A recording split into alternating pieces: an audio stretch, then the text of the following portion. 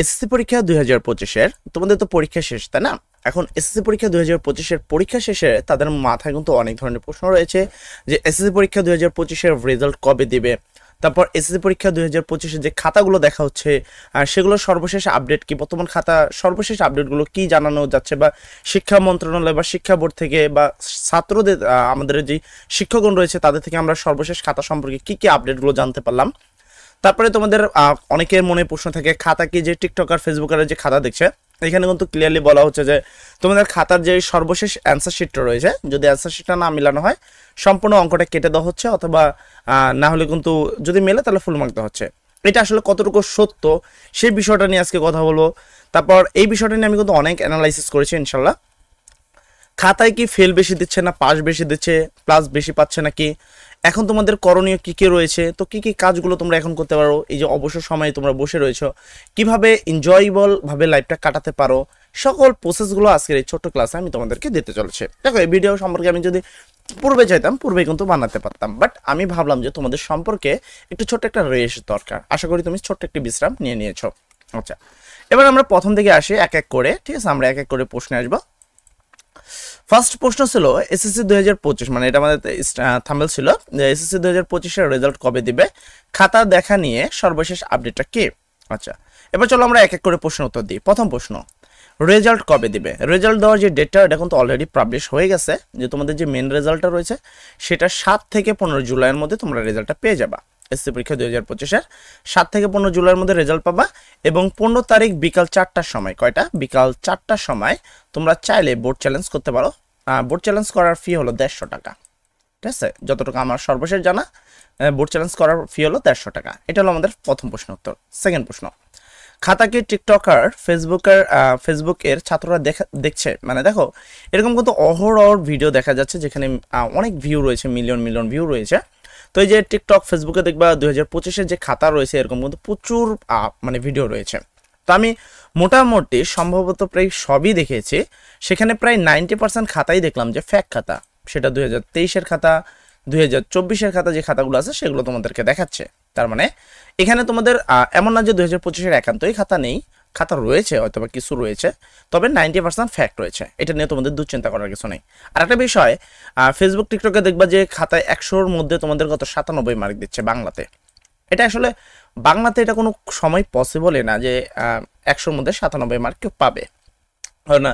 লিখিত যখন একটা স্যার লিখিত দেখে তখন সে কিন্তু মিনিমাম ওই জায়গাতে কিন্তু 5 মার্ক 7 মার্ক কিন্তু কেটে দেয়। আর এমসিকিউতে তো 30টার মধ্যে 30টা হবে না, তাই না? তো এখানে কিছু ভুল হওয়ার চান্স থাকে। তো এই যে তোমাদের টিকটক ফেসবুকে যে খাতাগুলো রয়েছে এটা নিয়ে দুশ্চিন্তা করার কিছু নাই, এটা সম্পূর্ণ ফ্যাক্ট, ঠিক আছে? সম্পূর্ণ ফ্যাক্ট খাতা। আচ্ছা, তারপরে বিষয় হলো তোমাদের 3 নম্বর প্রশ্ন হলো খাতায় কি ফেল বেশি দিচ্ছে কিনা। আচ্ছা, তোমাদের খাতা যেটা রয়েছে, তোমাদের খাতা নিয়ে কিন্তু অলরেডি বোর্ড কিন্তু কড়া নির্দেশনা দেওয়া হয়েছে যে কেউ যদি এই ধরনের ভিডিও আপলোড করে তাহলে তার 2 বছরের জেল পর্যন্ত হতে পারে। নাম্বার 1। নাম্বার 2 হলো তোমাদের যে খাতা রয়েছে সেই খাতাগুলো কিন্তু বর্তমান শিক্ষকরা দেখছেন, তাদের যে সন্তান বা কোনো ছাত্র এগুলোদের দেখানো যাবে না, এটা কিন্তু বোর্ডের কিন্তু কড়া নির্দেশ রয়েছে। তো সেই অনুসারে আমার যতটুকু সর্বশেষ জানা বিগত সালে যত তোমার রয়েছে নিউজগুলোর সাক্ষেপে আমরা জানতে পারলাম যে তোমাদের যে মেন খাতাটা রয়েছে সেই খাতাটা কিন্তু শিক্ষক দেখছে। আর যখন একজন শিক্ষক তোমাদের খাতা দিচ্ছে, তো এই খাতায় কিন্তু পাশের পার্সেন্টেজটা প্রায় তোমাদের ধরতে পারো তোমরা 88%। যদি এটা এখন শিওর না, বাট আমি ম্যাক্সিমাম যেই আমাদের কাছে মোটামুটি প্রায় 13 জন শিক্ষকের কাছে আমি গিয়েছি যারা তোমাদের বোর্ডের খাতাগুলো দেখছেন, তাদের যে ফেল পার্সেন্টেজ দেখলাম খুবই কম, মানে নাই বলে চলে। যারা একান্ত খাতায় কিছুই লেখে নাই তাদের হয়তো বা ফেল দেওয়া হয়েছে, বাট যারা খাতায় লিখে আসছে তাদের কিন্তু পাস দেওয়া হয়েছে। আমি মোটামুটি 15 জন শিক্ষক থেকে এটা জানতে পারলাম যে তোমাদের যারা খাতা দেখছে তারা কিন্তু তোমাদের প্রচুর পরিমাণে মার্ক দিচ্ছে। তো এটা নিয়ে তোমাদের কোনো দুশ্চিন্তা করার প্রয়োজন নেই, কেননা এই দুশ্চিন্তাগুলো কিন্তু তোমাদের আরো হতাশাগ্রস্ত করবে যে রেজাল্ট কবে দিবে, খাতা কেমন হচ্ছে, কে না কে আমার খাতা দেখছে, এই ধরনের প্রশ্নগুলো করলে তোমাদের মনে কিন্তু আরো বেশি দুশ্চিন্তার ভাব হবে। অর্থাৎ এই যে একটা এনজয়েবল সময় ইন্টারে ওঠার পর কিন্তু তুমি এই সময়টা আর পাবা না, আর কখনোই এই ঘোরার একটা সময় তুমি কখনোই পাবা না। তো এখন সময় তোমার কি এনজয় করার, তুমি জীবনটাকে কিছুদিন উপভোগ করো। এই যে 2টা মাস তুমি সময় পাচ্ছ, জীবনে উপভোগ করো, নিজেকে একটু উপভোগ করো। আচ্ছা, এখন প্রশ্ন হলো ভাই উপভোগ তো করবো, আমরা মোটামুটি একটি ঘুমিয়ে নিছে, এখন তোমাদের করণীয় কি কি হতে পারে, কি কি কাজ তোমরা করতে পারো? নাম্বার ওয়ান, তুমি জীবনকে প্রচুর পরিমাণে উপভোগ করতে পারো, যতটুকু তোমার মন চায়, যা মন চায় সব করো।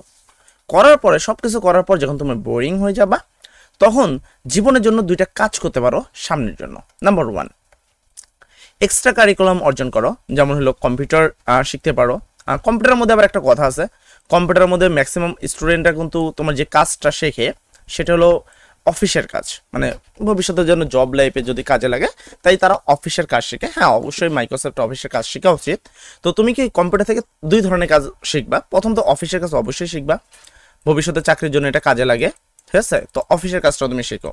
পাশাপাশি ফিন্যান্সিং, আউটসোর্সিং যেই কাজগুলো থাকে, যেগুলো ইউটিউব মার্কেটিং, তো এই যে কাজগুলো রয়েছে এগুলো একটু পাশাপাশি করো। দেখো, যদি সাপোজ আমি তোমাকে বলি ইউটিউব, অনেকে বলবো ভাই পড়াশোনা বাদ দিয়ে ইউটিউবের মধ্যে দিচ্ছে, তুমি যদি ইউটিউব করো, ঠিক আছে, ইউটিউব যদি বর্তমান করো, এভারেজ তুমি 7 থেকে 8 মাস পরে একটা ছোট্ট একটা ইনকাম শুরু হবে তোমাদের।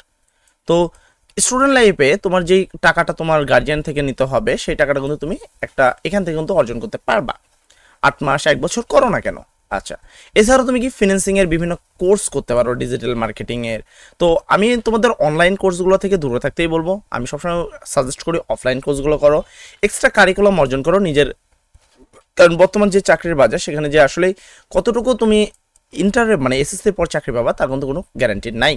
তো এক্সট্রা কারিকুলাম অর্জন করলে জীবনে বড় কিছু হতে পারো ইনশাল্লাহ। তো আশা করি তোমাদের এই যে প্রশ্নগুলো রয়েছে তোমাদের মনে, আমি তোমাদের সর্বশেষ তোমাদের এই প্রশ্নগুলো দূর করতে পেরেছি, এবং তোমাদের কোনো প্রবলেম থাকলে আমাকে বলতে পারো কমেন্ট সেকশনে, সেক্ষেত্রে আমি তোমাদের সেই প্রবলেমগুলো আরও বার সমাধান করে দেবেন ইনশাল্লাহ। সবাই ভালো থাকবো, সবার জন্য দোয়া করি। আসসালামু আলাইকুম।